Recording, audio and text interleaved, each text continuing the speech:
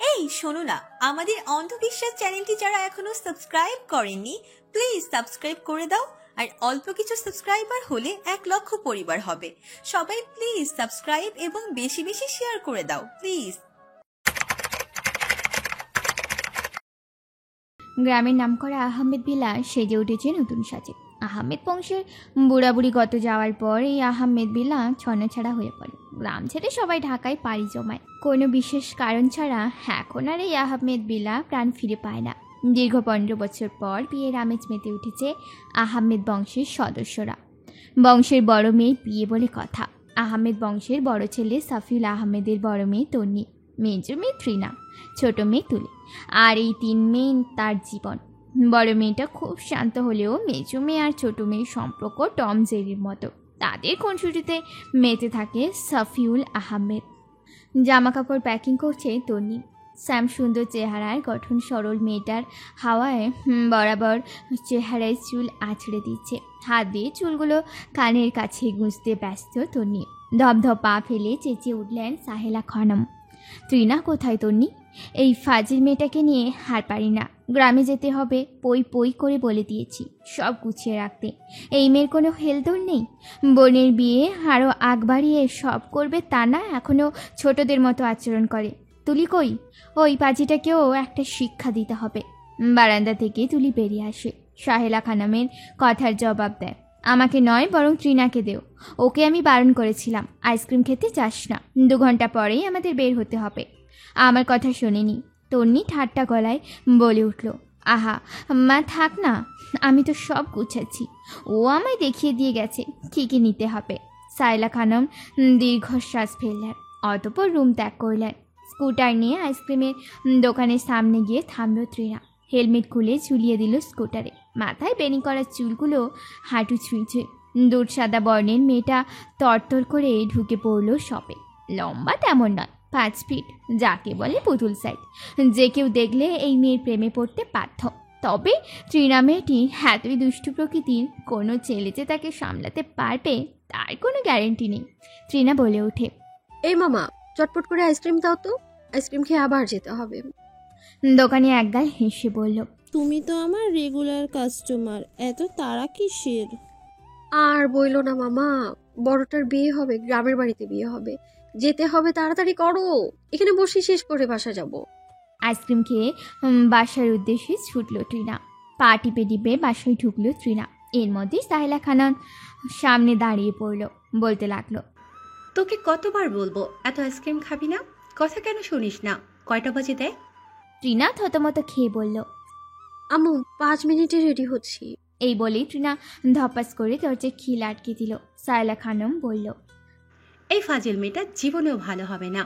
সাফিউল আহমেদের চাচাতো ভাই তনয় আহমেদের বড় ছেলের সাথে বিয়ে ঠিক হয়েছে তনি। তনয় আহমেদের এক ছেলে 2 মেয়ে।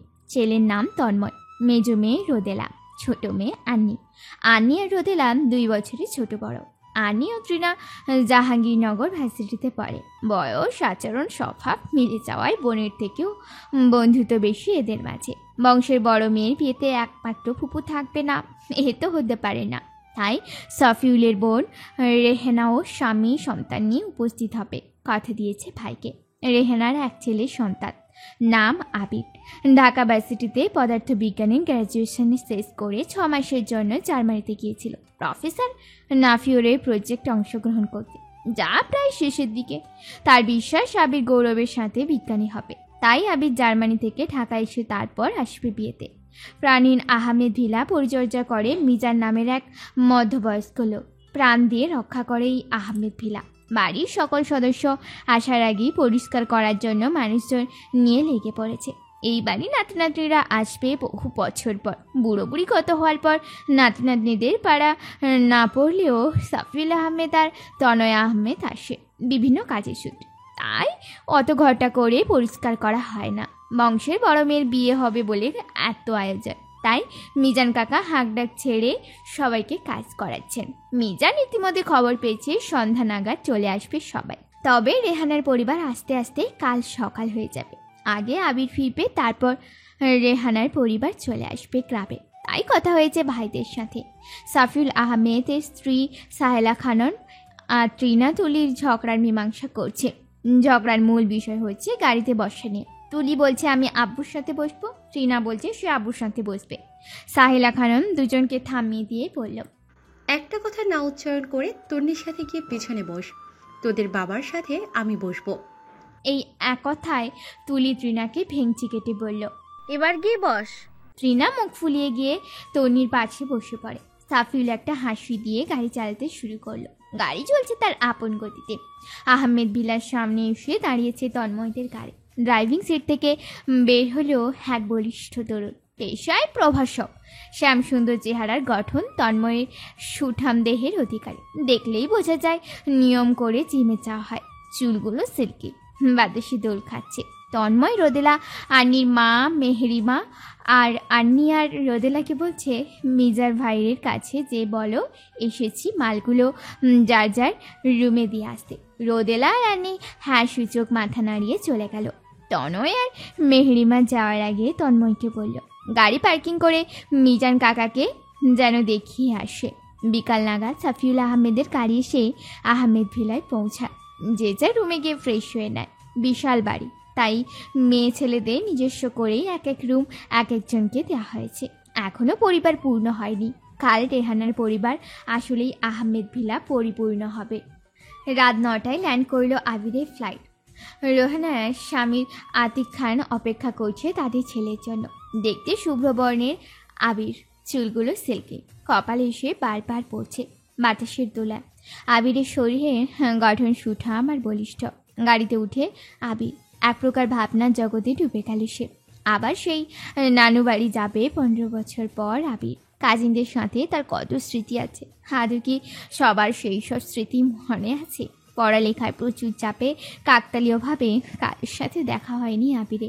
সেই 4 বছরের ট্রিনা নামের সেই পুতুল মেয়েটি দেখতে কেমন হয়েছে সেই চিন্তা করেই আবির একটা প্রশস্ত হাসি দিল। কত স্মৃতি আছে ওই আহমেদ ভিলায়। খান মঞ্জিলে এসে গাড়ি থামলো। জাবেদ নামের ভদ্রলোক গাড়ি থেকে মালামাল বাসায় নিয়ে এগিয়ে যাচ্ছে। রাতটা কাটিয়ে গ্রামে যেতে হবে।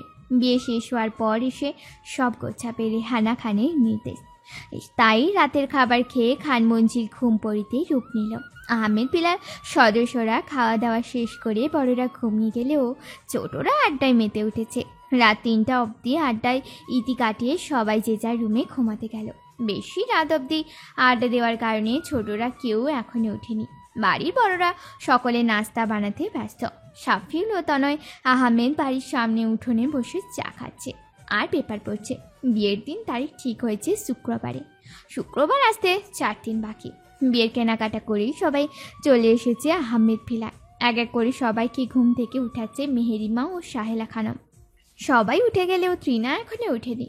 সাহেলা খানমের ভাষণ মতে ট্রিনার ঘুম ভেঙেছে আগে। আলসেমি করে বিছানায় গড়াগড়ি খাচ্ছে ট্রিনা। ট্রিনার রুমে এক পাশে দাঁড়িয়ে আছে মেহেরিমা, অন্য পাশে সাহেলা খানম। সাহেলা খানম বলল, উঠলো এই মেয়ে, উঠলো ঘুম থেকে। কয়টা বেজেছে দেখেছিস? সকাল থেকে দুপুর হতে চললো, এখন তো উঠে পড়। ট্রিনা নিবু নিবু চোখ খুলে আবার বন্ধ করে বলে উঠল, একটু ঘুমোতে দাও না, কাল থেকে তো আর ঘুমোবই না। মেহেরিমা এবার সাহেলা খানমকে বলল, ভাবি মেয়েটা তো ঠিকই বলেছে, আজকে ওকে ছেড়ে দাও। কাল থেকে তো মেহেদি শুরু, আজকে ছেড়ে দাও। সাহেলা খানম বলে উঠল, তোমার জন্য আর তোমার ভাইয়ের জন্য মেয়েটা এত লাই পেয়ে মাথায় উঠেছে। এই মেয়ে যে সংসারে যাবে তার কি হাল হবে সে ভেবেই আমি কুল পাই না। এই মেয়ে আদৌ কি সংসার করতে পারবে? এই বলে ট্রিনার রুম থেকে বেরিয়ে যায় সাহেলা খানম। আর পিছু পিছু চলে যায় মেহেরিমা। আতিক খান ড্রাইভিং সিটে বসে ড্রাইভ করছে। রেহানা তার পাশে সিটে বসে গল্প করছে। প্রয়োজনীয় মালামাল রেহানদের গাড়িতে রাখায়। আবিরের আলাদা করে নিজের গাড়িতেই আসছে। তাছাড়া আবির একা আসছে না, তার 2 বন্ধু রায় তার রিয়াদকেও সাথে নিয়ে আসছে। ভার্সিটিতে এক হোস্টেলে রুমে থাকা খাওয়া এক ডিপার্টমেন্ট। পড়ার সময় রিয়াদ আর রায়দের সাথে পরিচয়, সেখান থেকেই গভীর বন্ধুত্ব তৈরি হয়। প্রফেসর নাফিউরের মতে এরা 3 জন আস্ত একটা রত্ন, তাই ওদেরকে সাথে করে নিয়ে এসছে আবির। আবিরের আবার ওদের ছাড়া চলেই না। গুরুম গুরুম মেঘের শব্দ হচ্ছে, যে কোনো সময় বৃষ্টি নামবে। দুপুর নাগাদ ট্রিনার আলসেমি ভরা ঘুম ভেঙে যায় মেঘের ঘুরুম ঘুরুম আওয়াজে। টিনার যে বৃষ্টি বড্ড পছন্দের, তাও আবার গ্রামের বাড়ি বলে কথা। ছাদে গিয়ে বড়সড় আমেজ নিয়ে বৃষ্টিতে ভিজবে সে। তাড়াতাড়ি করে উঠে ফ্রেশ হয়ে সকালের নাস্তাটা দুপুরেই খেয়ে নিল তৃণা। নুপুরে ঝুনঝুন আওয়াজ করে ছাদে উঠেছে তৃণা। আকাশ থেকে বৃষ্টির ফোঁটা পড়ছে, ছুঁয়ে দিচ্ছে তৃণার পরিহিত কালো কালারের সুতির সারারা। ভিজে যাচ্ছে সারা শরীর। মনের সুখে গা নাউড়িয়ে চুলগুলো ছেড়ে দিয়ে বৃষ্টির শব্দের সাথে তাল মিলিয়ে ভিজে যাচ্ছে। মুক্ত পাখির মতো ছাদের এক কর্নার থেকে অন্য কর্নারে লাফালাফি করছে, কিছুক্ষণ দোলনায় দুলছে। তৃণা হঠাৎ বৃষ্টি নামার কারণে মিজান কাকা পরিবারের সবাই মিলে সদর গেটের সামনে দাঁড়িয়ে আছে, হাতে ছাতা নিয়ে। গাড়ি থামা মাত্রই মিজান কাকা, তনয়, সাফিউল, তন্ময় গিয়ে সবাইকে ছাতা মুড়ি দিয়ে বাড়িতে প্রবেশ করালো। সবার সাথে কুশল বিনিময় শেষ হলে আবিরের জন্য বরাদ্দ রুমে গিয়ে ঢুকলো আবির। রাইত রিয়াদকে আবিরের পাশের রুমে দেয়া হলো। আতিকার রেহানাও চলে গেল তাদের রুমে। আবিরের রুমে কাজী মহলের সবাই উপস্থিত, টিনা বাদে। সবার সাথে কুশল বিনিময় শেষে আবির বলে উঠল, আচ্ছা, ট্রিনাকে তো দেখলাম না, ও কোথায়? তুলিয়ার আন্নি বলে উঠল, আর বলবেন না আবির ভাই, ওই ফাজিলটা মনে হয় ছাদে বৃষ্টিতে ভিজছে, একটা অসামাজিক। বাসায় মেহমান এসেছে, কোনো হেলদোল নেই। ও আসলে আমরা পাঠিয়ে দিব, কেমন? এবার আপনি ফ্রেশ হয়ে নিন। সবাই আবিরের রুম ত্যাগ করলে আবির বিছানা থেকে উঠে দাঁড়ালো। কপালে হাত রেখে আঙ্গুল দিয়ে স্লাইড করে একটা শয়তানি হাসি দিল আর হাঁটা শুরু করলো ছাদের দিকে। আকাশের পানে চেয়ে আছে তৃণা। ছাদ বাগানে অসংখ্য ফুল ফুটেছে, মিজান কাকা যত্নের ফল। চট করে কাঠগোলাপ গাছ থেকে কানে লালচে কাঠগোলাপ গেঁথে নিল তৃণা। বৃষ্টি বিলাস করছে টিনা। জমে থাকা পানিতে লাফালাফি করার কারণে ঝুমঝুম আওয়াজ হচ্ছে নুপুরের সাথে পানির আওয়াজ। ছাদের গেট খুলে হতচকিত দৃষ্টিতে দাঁড়িয়ে আছে আবির। পেছন থেকে তৃণার চুল দেখে এক দফা ক্রাশ খেয়ে গেল আবির। হঠাৎ দরজা খোলার আওয়াজে পেছন ফিরে তাকায় তৃণা। কাক ভেজা শরীর নিয়ে তৃণা থতমত খেয়ে গেল। ভেজা অবয়বে তৃণাকে ভয়ঙ্কর সুন্দর লাগছে। লালচে কাঠগোলাপ, এর জন্য তার সৌন্দর্য হলো দ্বিগুণ। আবির এবার আরও এক দফা ক্রাশ খেয়ে গেল। চোখের পলকও যেন হাজ মিছিল করছে পলক না পড়ার। তৃণা কোনো কিছু না ভেবেই আবিরকে পাশ কাটিয়ে নিজের রুমে চলে গেল। তৃণাও বুঝতে পারেনি এমনভাবে কেউ ছাদে আসবে, তবে ছেলেটাকে সেটাই জানা হলো না তৃণার। এর মধ্যে তৃণার মনে পড়ে গেল আজ তো আবির ভাইদের আসার কথা। তাহলে ছাদে যে ছিল সে কি আবির ভাই? ঠোঁট কামড়ে মনে মনে বলতে লাগলো, আবির ভাইয়ের সামনে যাওয়াই যাবে না, কি লজ্জা, ছি। ছুটেও বাথরুমে ঢুকে পড়ল তৃণা। গ্র্যাজুয়েশনের পর উত্তরার বাসায় সময় কাটিয়েছে আবির তার মা বাবার সাথে। তখন রেহানা খানের সাথে আবিরের বেশি সময় কাটত। হঠাৎই একদিন রেহানা এসে বলল, আবির, তোর কোনো পছন্দ আছে? আবির মনে মনে অবাক হলেও হেসে উত্তর দিল, কেন, বিয়ে করাবে নাকি মা? রেহানা খান বলে উঠল, আগে বল, পছন্দ আছে নাকি নেই? আবির হাতের মাইক্রোস্কোপটা পাশে রেখে হাসি মুখেই বলল, নেই। রেহানা খান কিছুক্ষণ হাসি হাসি মুখ নিয়ে আবিরের দিকে তাকিয়ে থেকে খুব সহজ সরল ভাষায় বলতে লাগলো, পুত্রবধূ হিসেবে মিষ্টি পুতুল দেখতে একটা মেয়ে পছন্দ করেছি তোর জন্য, যাকে বিয়ে না করলে তোর জীবনটা ব্যর্থ হলেও হতে পারে। আবির তার মায়ের দিকে চোখ তাক করে চাইল। মা, আমি এত তাড়াতাড়ি বিয়ে করব না। রেহানা খান ভীষণ উৎসাহ নিয়ে বললেন, তোকে আমি একবারও বলেছি যে বিয়ে কর? আমি শুধু মেয়ের কথা বলেছি, বিয়ের কথা নয়। তোর কাজ হলো প্রেম করা, তারপর যখন ইচ্ছা হবে তখন বিয়ে করবি, ব্যাস। আবির হতভম্ব চোখে রেহানা খানের দিকে তাকিয়ে রইল। আবির ভ্রুকুচকে বলল, মেয়েটা কে? রেহানা খান এবার বেশ আগ্রহ নিয়ে মেয়ের অতীত, বর্তমান, ভবিষ্যৎ, হাঁটাচলা, ঘুম সব কিছু কলকল করে বলতে লাগলেন। আবির চোখ কপালে তুলে পড়ল, অসম্ভব, তুমি পাগল হয়ে গিয়েছো মা। আল্লাহ, কি বলছো? প্লিজ আম্মু, এসব পাগলামো বন্ধ করো। রেহানা খান পাগলামো আরও বাড়িয়ে দিল। রেহানা খানের ভাষ্যমতে এই মেয়েটির সাথেই আবিরের দেখা সাক্ষাৎ নেই প্রায় অনেক বছর। মেয়েটা আর কেউ নয়, একমাত্র মামুন তৃতীয় কন্যা তৃণা। তবে প্রবল আগ্রহ হলো যে মেয়ের জন্য আবিরের মায়ের এত পাগলামো, তাকে জানার আগ্রহ হওয়াটা স্বাভাবিক। তার ভাইয়ের বাসায় রেহানা খানের যাতায়াত ছিল সবসময়। বেড়াতে এসেছে বারবার তৃণাদের বাসায়। তৃণাকে তার মনে ধরেছে, তাই আবির সিদ্ধান্ত নিল এবার মেয়েটার মুখোমুখি হবে। আবিরের কোনো খেয়ালই নেই তৃণা তার পাশ কাটিয়ে চলে গেছে কখন। যে মেয়ের জন্য তার মা পাগলামো শুরু করে দিয়েছে, সেই রোগটা এবার আবিরকে আক্রমণ করল বোধহয়। কাঁপে যাওয়া অবয়বে তৃণার প্রতিচ্ছবি ভেসে উঠছে বারবার আবিরের চোখে। এখনো স্থির হয়ে দাঁড়িয়ে আছে ছাদের গেটে আবির। সে এখনো ভেবে উঠতে পারছে না 15 বছরের ব্যবধানে এতটা পরিবর্তন। তৃণাকে আবির শেষ দেখেছিল তৃণার 4 বছর থাকাকালীন। তখন আবিরের 12 বছর বয়স। সারাদিন তৃণা আবিরের গলায় ঝুলে থাকতো। সারাদিন তৃণা জ্বালাতন করত। আবির ভাই বলতে ব্যাকুল ছিল। সেই সব কথা আবার ভাবতে ভাবতে মুচকি হেসে দিল। আবির এবার পেছনে ফিরে রুমে যাওয়ার উদ্দেশ্যে হাঁটা শুরু করলো। রুমে এসে আবির ফ্রেশ হয়ে বের হয়। এর মধ্যে রেহানা এসে আবিরকে বলল, রাইদ, রিয়াদকে নিয়ে খেতে আয়, সবাই টেবিলে অপেক্ষা করছে। আবির বলল। ঠিক আছে, আসছি, তুমি যাও আম্মু। তৃণা ফ্রেশ হয়ে বের হয়েছে। পেটে ক্ষুধা পেয়েছে তৃণার অনেক, তাই চুল থেকে টাওয়াল ছাড়িয়ে নিয়ে কোনো রকম পানিটা ছাড়িয়ে খাবার টেবিলে যায়। বড় সদস্যরা আগে খেয়ে নিয়েছে, তার মধ্যে তন্ময় তন্নি খেয়ে নিয়েছে। বিশাল খাবার টেবিলে একপাশে রোদেলা, আনিয়া, তৃণা বসা। আচমকা আবির এসে তৃণার পাশে বসে পড়ল। তৃণা আবিরকে দেখে এমন ভাব করল যেন ওর পাশে কেউ নেই। আবির তৃণাকে বলে উঠল, কেমন আছো পুতুল? ছোটবেলায় আবির তৃণাকে পুতুল বলে ডাকত। তৃণা আবিরের দিকে না তাকিয়ে বলল, ভালো আছি আবির ভাইয়া, আপনি ভালো আছেন?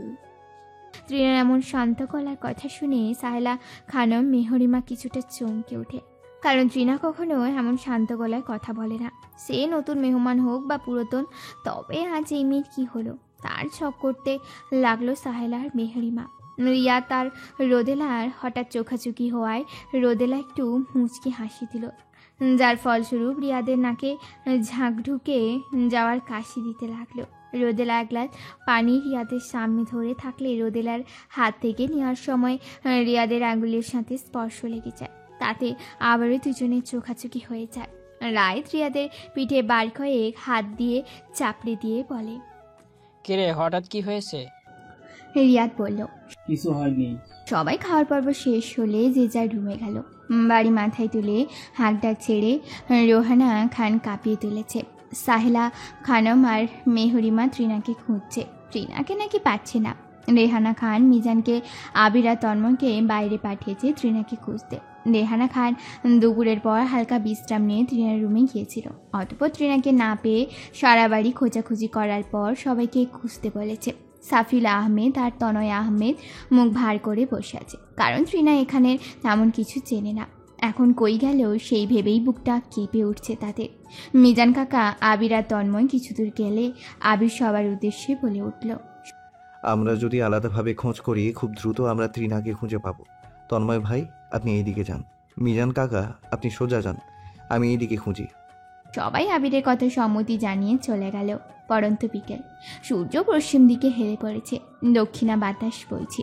সুদূর ধানক্ষেতের পাশে দৃশ্যমান বটগাছে ঝুলানো এক দোলনায় তৃণা দোল খাচ্ছে। বাতাসে বেগ তৃণাকে এলোমেলো করে দিচ্ছে। দোলনা তালে তালে হাসছে আর গুনগুন করে গান গাইছে। এ যেন পরম শান্তি। আবি দূরে দোলনায় দোল খাওয়া তৃণাকে দেখে একটু হাসি দিয়ে ফোন বের করে সবাইকে জানিয়ে দেয় তৃণাকে পাওয়া গেছে। তন্ময় আর মিজান কাকাকেও ফোন করে বাসায় যেতে বলে আবির। আবির এগিয়ে তৃণার কাছে গিয়ে দাঁড়িয়ে পড়ে। তৃণা প্রথমে একটু আশ্চর্য হলেও মাথায় হাত দিয়ে মুখে জিহ্বা কেটে বলে উঠল, আবির ভাই, বাসায় কি সবাই আমায় খুঁজছে? আবির জবাব দিল না, বলে, কেন বের হও? সবাই তোমায় আজ শিক্ষা দিবে, বুঝলে পুতুল? তৃণা এবার দোলনা থেকে নেমে আবিরের সামনে গিয়ে দাঁড়িয়ে পড়ল। সবাই ঘুমিয়ে পড়েছিল, তাই বলতে পারিনি। ভালো লাগছিল না, তাই চলে এসেছি আমি। আর ঢাকা থেকে আসার সময় এই জায়গাটা চোখে পড়েছিল, তাই চিন্তা করে রেখেছিলাম এখানে আসব। আচ্ছা, ওইসব কথা বাদ, আমি দোলনায় উঠছি, আপনি ধাক্কা দিন তো। আবির দোলনায় ধাক্কা দিতে দিতে জিজ্ঞেস করলো তৃণাকে, পুতুল, তা এবার কিসে পড়া হচ্ছে? তৃণা জবাবে বলে, অনার্স 2য় বর্ষে আছি, জাহাঙ্গীরনগরে। আবির আবার জিজ্ঞেস করল, তোমায় তো দেখে মনে হয় তুমি অনেক পিচ্ছি, তা বয়স কত? তৃণা জবাব বলে, আমি মোটেও পিচ্ছি না, 1 মাস আগে 20-এ পা রেখেছি আমি। আবির এবার বিড় করে বলে উঠল, পারফেক্ট। কথা বলতে বলতে অনেক সময় কেটে গেল তাদের মাঝে। এবারে বেশ কিছুক্ষণ দোলনায় ধাক্কা দেওয়ার পর আবির পাশে এসে দাঁড়িয়ে আর মনে মনে ভাবে, এই মেয়ের খুনসুটি তার মাকে ঘায়েল করেছে, আর এখন আবির নিজেও ঘায়েল হচ্ছে। এলোমেলো মুখোশটি দেখলেই মনের মধ্যে একটা ভালো লাগা কাজ করছে। ঠোঁটের নিচে বাদামি সূক্ষ্ম তিলটা জল জল করছে। এ যেন এক অন্যান্য সৌন্দর্য, মনে হয় নূরের জলসনিতে আলোর বিকিরণ। সন্ধ্যা নামার আগে তৃণাকে নিয়ে ফেরে আবির। সায়লা খানম কটমট চোখে তাকিয়ে আছে তৃণার পানে। ভয়ে রেহানা খানের আঁচলে তলায় লুকায় তৃণা। এমন দৃশ্য দেখে আবির একটা সূক্ষ্ম হাসি টানল ঠোঁটেই করে। রেহানা খান নানা কথা শুনিয়ে তৃণাকে বাঁচাচ্ছে সাইল খানমের কাছ থেকে। রেহানা খান তৃণাকে নিয়ে রুমে চলে গেল বহু তালবাহানা করে। সাফিউল আহমেদ আর তনয়া আহমেদের কঠোর নির্দেশ, রাতে খাবার খেয়ে তাড়াতাড়ি ঘুমাতে হবে সবার। তনি আর তন্ময়ের বিয়ের অনুষ্ঠান কাল থেকে শুরু হবে, তাই সবাই রাতের খাবার খেয়ে ঘুমোতে গিয়েছে। এছাড়া বাড়ির ছেলে মেয়েরা মেহেদির অনুষ্ঠানে সকালের আয়োজন করবে তাও বলে দিয়েছে। তাই সবাই বাধ্য হয়েই যে যার রুমে পা এলো। তন্নি মেসেজে কথা বলছে, মেসেজে টুংটাং শব্দ হচ্ছে। মূলত তন্ময় মেসেজ করছে। তারা দুটো বছর প্রেম করে সবার মত নিয়েই বিয়ে করেছে। তন্ময় বলেছে ছাদে যেতে তন্নিকে, কিন্তু তন্নি বলছে এখন আসা যাবে না। হঠাৎ মেসেজ আসা বন্ধ হলে তন্নি কিছুই বুঝতে পারল না। কয়েক মিনিটের ব্যবধানে তন্ময় তন্নিকে পাঁজা কোলে উঠিয়ে নিয়ে ছাদে চলে গেল। পূর্ণিমার আলোতে উজ্জ্বল হয়ে আছে চারপাশ। ছাদে ফুলের সুবাসে একাকার হয়ে আছে। তন্ময় গোলাপ গাছে থেকে একটা গোলাপ ছিঁড়ে কানে গুঁজে দিল তন্নি। তন্ময় তন্নির অবয়ের দিকে তাকিয়ে বলতে লাগলো, প্রেমে পড়ার মতো এত আনন্দ পৃথিবীতে আর কোথাও নেই। জানো প্রিয়তমা, কাউকে ভালোবাসতে হলে এক বুক সমুদ্র নিয়ে ভালোবাসতে হয়। আমি কি তোমার সেই এক বুক সমুদ্রের নিয়ে ভালোবাসতে পেরেছি? কাউকে হুট করে ভালোবাসি বলে ফেলাটা কবিতা উপন্যাসের প্লটে বেশি মানায়। কাউকে ভালোবাসি বলার আগে মানুষটার ভয়কে জানতে হবে, তার সীমাবদ্ধতা বুঝতে হবে, তার ঘৃণা, তার হতাশা, তার অপ্রাপ্তি, তার ভালো না লাগা সব কিছুকে চিনতে হবে। আমি কি তা পেরেছি প্রিয়তমা? একটা মানুষের প্রচণ্ড সুখের সময় ভালোবাসে বলাটা যতটা সহজ, তার দুদিনে তাকে ভালোবাসা বলাটা ততটাই কঠিন। তাই ভালোবাসাটা মূলত দায়িত্ববোধের একটা বহিঃপ্রকাশ। আমি কি সেই দুর্দিনে তোমার ভালোবাসতে পেরেছি প্রিয়তমা? তন্নি তন্ময়ের বুকে মাথা রেখে বলল, পেরেছেন প্রিয়তম। এইভাবে আজীবন পাশে চাই আপনাকে প্রিয়তম। এভাবে কেটে যায় তন্নি আর তন্ময়ের কাটানো কিছু নির্জন প্রহর। তৃণা প্ল্যান করছে আবিরকে ভয় দেখাবে। আজ এই আবিরে 13টা বাজাবে তৃণা। একটু আগে যে ভয়টা তৃণাকে আবির দেখালো, এর তো শো তুলতেই হবে তৃণা। কিছুক্ষণ আগের কথা, তৃণা বোতলে পানি নিয়ে সিঁড়ি দিয়ে এক পা করে উপরে উঠছে। আবিরও বোতলে পানি নিতে আসলে তৃণাকে দেখে পিছপা হয়ে দাঁড়িয়ে পড়ে। হুট করেই মাথার মধ্যে শয়তানি বুদ্ধি আঁটে আবিরের। হঠাৎ করে তৃণার সামনে এসে দাঁড়ালে হতচকিত হয়ে পা পিছলে পড়ে যেতে নিলে আবির তৃণাকে হাত ধরে ফেলে। ভয়ে আটকে জোরে জোরে শ্বাস টানতে থাকে তৃণা। তৃণাকে হাত ধরে টান দিলে আবিরের বুকে ঠাঁই পায় তৃণার ছোট্ট দেহ। এবার আবির হালকা গলায় তৃণাকে জিজ্ঞেস করে, পুতুল, খুব বেশি ভয় পেয়েছো? তৃণা এবার আবিরের থেকে দূরে সরে গিয়ে পিটপিট চোখ মেলে ভ্রু কুচকিয়ে ভেঙচি কেটে চেঁচিয়ে বলে, না, ভয় পাইনি। এমনটা কেন করলেন আবির ভাই? আমি এর সত্য ঘুরে ঘুরে তুলবো, আর যদি এর সত্য না তুলি আমার নাম তৃণা না। তৃণা আবিরের পাশ কাটিয়ে চলে যায়। আবির একটা মৃদু হাসি দিয়ে পানি আনতে চলে যায়। আবিরের বোতলে পানি ভরা শেষ হওয়া মাত্রই আবিরের ফোনে কল আসলে কথা বলতে বলতে 10 মিনিট চলে যায়। কথা শেষ করে আবির রুমে যাওয়ার জন্য হাঁটা শুরু করে। আবির এসে রুমে দরজায় চিৎকানি আটকে মুখ ঘোরাতে ভূত ভূত বলে চেঁচিয়ে ওঠে আবির। ফ্ল্যাশব্যাকে যাওয়া যাক। তৃণা নান সেজেছে, সত্যি ভয়ঙ্কর লাগছে। যে কেউ দেখলে ভয় পেয়ে অজ্ঞান হবে নিশ্চিত। তৃণা নিজেকে আয়নায় দেখেই ভুবন কাঁপানো হাসি দিল। ভাগ্যিস তার নান হরর মুভিটা দেখেছিল, তাই ওইভাবেই মেকআপ দিয়ে সেজেছে। কোনো কিছু না ভেবেই আবিরের রুমে ঢুকে পড়ল তৃণা। কিন্তু আবির রুমে নেই। সব জায়গায় খুঁজেও যখন আবিরকে পেল না, তখন তৃণা দরজায় শটান হয়ে দাঁড়িয়ে রইল। আবির আসার শব্দ পেয়ে তৃণা খুব ভালোভাবে প্রস্তুতি নিয়ে দাঁড়িয়ে রইল। তারপর আবির তৃণার এই অবস্থা দেখে ভূত ভূত বলে চেঁচিয়ে ওঠে। কিন্তু তৃণা আবার ভয় দেখাতে নিলে আবির এবার তৃণা নামক ভূতনিকে জড়িয়ে ধরল। এবার তৃণা ভয় দেখানোর বদলে তৃণার ভেতরে ভয় পেতে শুরু করলো। আবির ঠোঁট কামড়ে তৃণাকে বলে উঠল, জানো ভূতনি, তোমায় দেখে না আমার বড্ড পছন্দ হয়েছে। তোমায় এই প্রথম দেখাতে আমার ভালো লেগে গেছে। আই লাভ ইউ ভূতনি। তোমায় আমি আমাকে ছেড়ে যেতে দিব না ভূতনি। আজ যখন চলেই এসেছো আর যেতে দিচ্ছি না। এবার তৃণা হাঁসফাঁস করতে লাগলো আর বলতে লাগলো, এই মানে না মানে আবির এবার একটা মুচকি হাসি দিয়ে বলল, ওমা ভূতনি, তোমাকে না দেখলে জানতেই পারতাম না। ভূতনিরাও লজ্জা পায়। না না, লজ্জা পেলে চলবে না।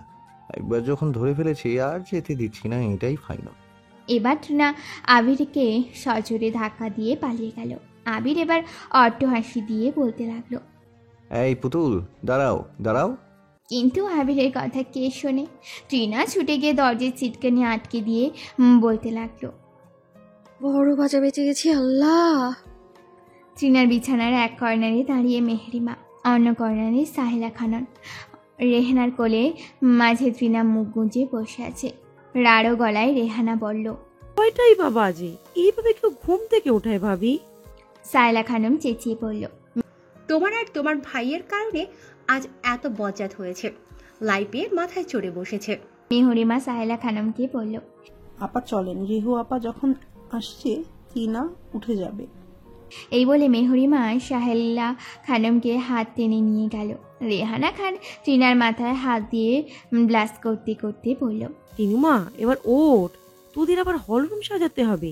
তার কথা কি মনে আছে? সবাই উঠে পড়েছে। এই যে ভং ধরেছিস, আমি কিন্তু জানি তুই সেই সকালে উঠে নামাজ পড়ে বিছানায় পড়ে পড়ে মোবাইল টিপছিস।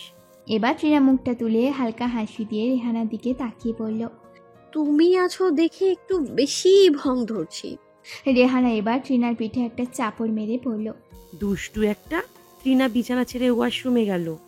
হলরুমের এক পাশে তৃণা, রোদেলা, অন্নি দাঁড়িয়ে, অন্য পাশে রিয়াদ, রায়, তাবির দাঁড়িয়ে কাজ ভাগাভাগি করছে। সবাই সবার কাজ বুঝে নিয়ে সাজানো শুরু করে দিল। আবির আর রায় স্টেজ সেট করছে, তাতে বেলুন লাগানোর দায়িত্বে আছে রোদেলা আর রিয়াদ। আন্নি আর তিনা বেলুন ফুলিয়ে জমিয়ে রাখছে। স্টিলের মইটা ধরে আছে রিয়াদ। হঠাৎই রোদেলা পা ফসকে পড়ে যেতে নিলে রিয়াদ ধরে ফেলে রোদেলাকে পাঁজা কোলে। এমন কাণ্ডে রোদেলা চেঁচিয়ে উঠল। সবাই রিয়াদ আর রোদেলার দিকে চোখ গোল গোল করে তাকিয়ে থাকে। রিয়াদ আর রোদেলা দুজন দুজনের পানে তাকিয়ে আছে। আবির হালকা কেসে উঠল। রিয়াদ রোদেলাকে কোল থেকে নামিয়ে দেয়। আবার সবাই সবার মতো কাজ শুরু করে দেয়। কিন্তু রোদেলা রিয়াদের মাঝে চোখাচোখি হলে যেন দুজনেই লজ্জায় মুখ লুকানোর প্রতিযোগিতা শুরু করে। মেহেদি অনুষ্ঠানের জন্য স্টেজ সাজানো শেষ। খাওয়া দাওয়া সেরে বিকালে মেহেদির অনুষ্ঠান শুরু হবে। বাড়ির বড়রা এসে দেখে নিয়েছে হলরুম সাজানো। মেহেদির জন্য তন্নি, রোদেলা, অন্নি, তৃণা, তুলি সবাই রেডি হচ্ছে যার যার রুমে। তন্ময়, আবির, রায় আর রিয়াদ একই রকম পাঞ্জাবি পরে হলরুমে অবস্থান করছে। এর মধ্যে তৃণা, তন্নি, রোদেলা, অন্নি, তুলি হলরুমে এসে পৌঁছায়। তৃণা মাথায় হাত আর জিহ্বায় কামড় দিয়ে পড়ল, আসল জিনিসটাই তো আনা হলো না। আন্নি মেহেদি ডালাটা নিয়ে আয় তো। আন্নি তৃণার কথা দৌড়ে ডালা আনতে বের হয়ে গেল। আবির কিছুক্ষণ তার ক্যামেরা খোঁজাখুঁজির পর রাইতকে বলল, ক্যামেরাটা মনে হয় রুমে রেখে এসেছি, একটু নিয়ে আয়। রায় সাথে সাথে আবিরের রুমে চলে গেল। অন্নি সিঁড়ি দিয়ে এক পা করে উঠছে উপরে। হঠাৎ অন্নির পায়েরটা খুলে গিয়ে সিঁড়ি দিয়ে পড়ে গেলে অন্নি আবার পায়ের দিকে তাকিয়ে আবার রুমের দিকে চলে যায়। অন্নি ভাবলো যার সময় পায়েলটা নিয়ে যাবে। অন্নি সিঁড়ি ছেড়ে বা ঘুরতেই রায় সিঁড়িতে উঠেই গিয়ে রায়দের সামনে পায়েলটা এসে পড়ে। একটা মৃদু হাসি দিয়ে রায় পায়েলটা তুলে নেয়। অন্নি পায়েলটাকে তন্ন তন্ন করে খুঁজে, কিন্তু পাচ্ছে না। হঠাৎ পুরুষালী কণ্ঠে পেছন থেকে কেউ বলে উঠল, এই যে আপনার পায়েল। অন্নি হতচকিত দৃষ্টিতে তাকায় রায়দের পানে। অন্নি ভ্রু কুচকিয়ে বলল, পায়েলটা এখানে ছিল, আপনার কাছে গেল কিভাবে? রায় অন্নির সামনে এসে ঝুঁকে বলল, ফেলে গিয়েছিলেন তাই নিয়ে নিয়েছি। একটা কথা আছে জানেন তো, কিছু নিতে হলে কিছু দিতে হয়। তাই যদি পায়েলটা একান্তই আপনার লাগে, রাতে ছাদে এসে নিয়ে যাবেন। পায়েলের বদলে আমি যা চাইবো তাই দিতে হবে।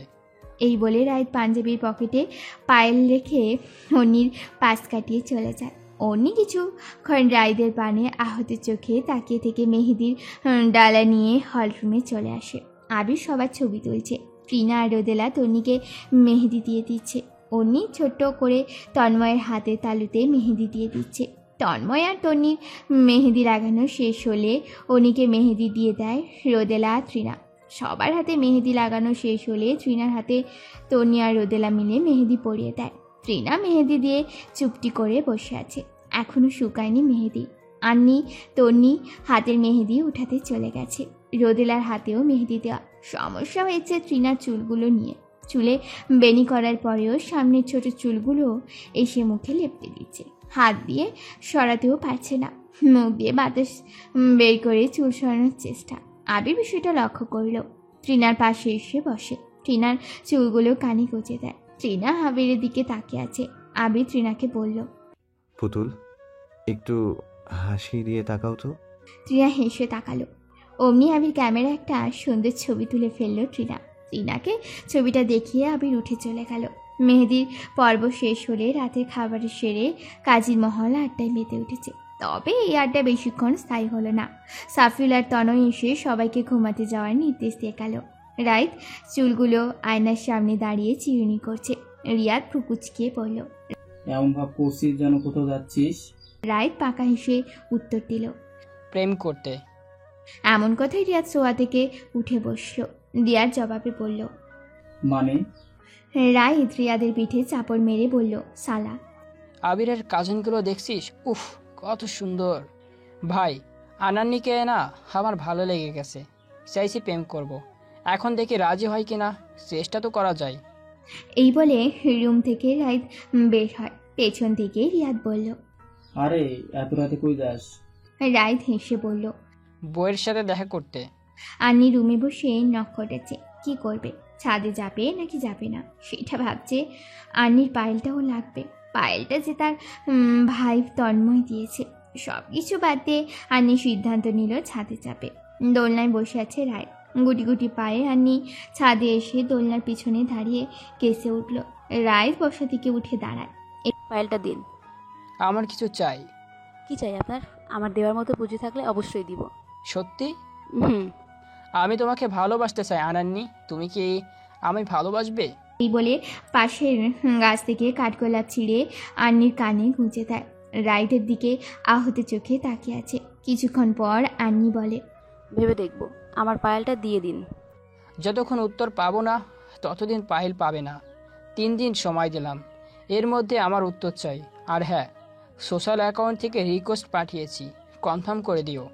এই বলে রাইদ চলে গেল। আন্নি কিছুক্ষণ থম মেরে দাঁড়িয়ে থেকে রুমে চলে গেল। রাইদের কথাগুলো আন্নির মাথায় ঘুরপাক খাচ্ছে। রাইদের কথা ভাবতে ভাবতে আনি কখন যে ঘুমিয়ে গেল আনি টেরই পেল না। আহমেদ ভিলায় প্রতিবেশী লোকজনরা জড়ো হয়েছে। মানুষে ভরে গেছে বাড়ি। হলুদ অনুষ্ঠান শুরু হতে বেশি সময় নেই। মেহমানদের জন্য রান্না হচ্ছে, সেখানে মিজান কাকা তদারকি করছে।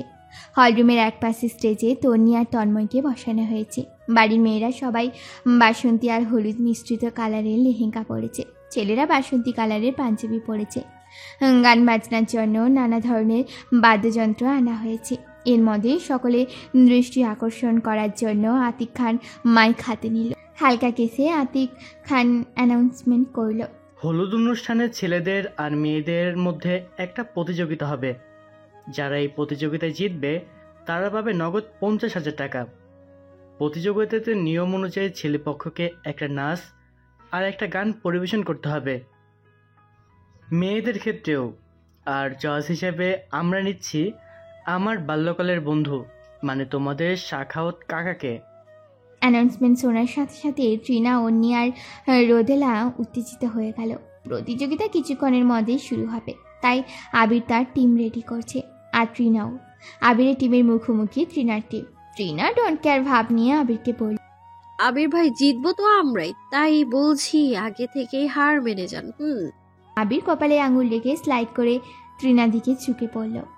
তা দেখা যাবে কে জিতবে আর কে হারবে। এর মধ্যে বাড়ির সবাই হাজির হলো। আরও আশেপাশে মেহমানরা হাজির হয়েছে প্রতিযোগিতা দেখার জন্য। সবার ভাষ্যমাত্রে তৃণার দল আর আবিরের দল এমনভাবে প্রতিযোগিতায় নেমেছে মনে হচ্ছে যেন রণক্ষেত্রে যুদ্ধ করতে নেমেছে। তনয় আহমেদ মাইক্রোফোন নিয়ে অ্যানাউন্সমেন্টের কাজ করছে। টস অনুযায়ী ছেলেদের পক্ষ থেকে গান করার কথা বললেন তনয় আহমেদ। আবিরের দল থেকে আবির গান গাইবে সিদ্ধান্ত নিল। স্টেজের সামনে খালি জায়গায় কার্পেট বেছানো হয়েছে। কার্পেটের উপর চেয়ারে আবির গিটার সেট করে বসে পড়ল। রাইদের হাতে camera. Riyad electronic piano set করছে। আবির গিটারের সুর তুলে গান গাইতে শুরু করলো। আমারও পরানো যাহা চায় তুমি তাই গো, আমারও পরানো যাহা চায়। সবাই খুব মনোযোগ দিয়ে গান শুনছে। চারপাশ নীরব হয়ে আছে। তুমি সুখ যদি নাহি পাও, যাও সুখের সন্ধানে যাও। গান শেষ হতে না হতেই সবাই হাতে তালি দিল। সাখাওয়াত নাম্বার প্লেট উঠিয়ে আবিরকে 10 দিল। তনয় আহমেদ মাইক্রোফোনে অ্যানাউন্সমেন্ট করলো মেয়ে পক্ষ থেকে গান গাইবে তৃণা। তৃণা গিটার হাতে নিয়ে বসে আছে। তৃণা গান শুরু করার আগে সাফিউল আর তনয়কে বলল, বাবা তুমি হারমোনিয়াম বাজাও, আর কাকা তুমি তবলা। তাদের কাছে গানের নাম বলে এসে গিটার নিয়ে বসে পড়ল তৃণা। সুর তুলছে তৃণা, সাথে তৃণার বাবা চাচা দুজনে। নিয়মিত ভালোবাসার গল্প শুনতে এবং পড়তে আমাদের অন্ধবিশ্বাস চ্যানেলটি সাবস্ক্রাইব করে পাশে থাকা বেল আইকনটি ক্লিক করুন। ধন্যবাদ সবাইকে।